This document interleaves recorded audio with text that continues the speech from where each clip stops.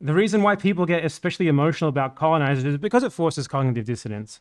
Because most of the people who are in this sphere, this English-speaking politics sphere, we speak English, obviously, and most of us are from settler colonial countries, the US, Canada, Australia, and most of us who aren't from settler colonial countries are from the settler colonial country that spawned those settler colonial countries and that did a lot of colonialism itself, being the United Kingdom. Scotland, England, Wales, all of them equally guilty. So when they see me denounce Israel in accurate terms, as in terms of settler colonialism, with really just what are dry facts. Israelis are settlers. Israelis are colonists. Yeah, they are. I'm also a colonist, okay? So are you. You need to come to terms with that. That's the cognitive dissonance of it, right? Like, they draw the line at a denouncement that makes them reflect upon themselves and their own status in their own societies. So that's why they get very angry when I call Israelis colonizers. Not so much that they think that's off limits.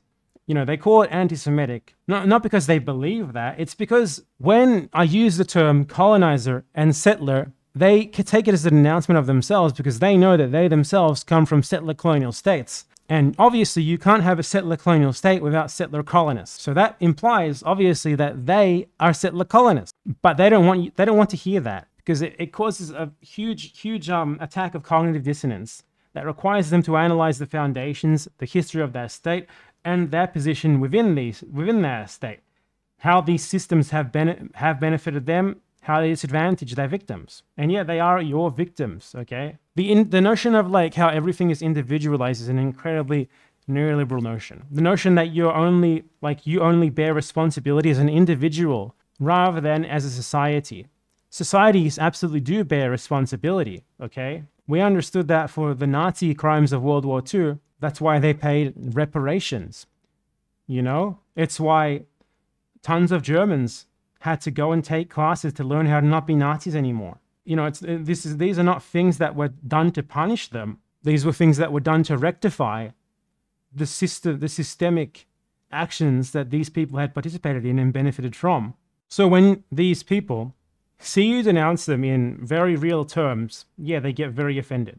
And they're not getting offended on the part of Israel so much, though some of them may be. They're mostly getting offended because they see your denouncement of Israel and its colonists in themselves. They realize that if the Israelis are colonists, they themselves are also colonists.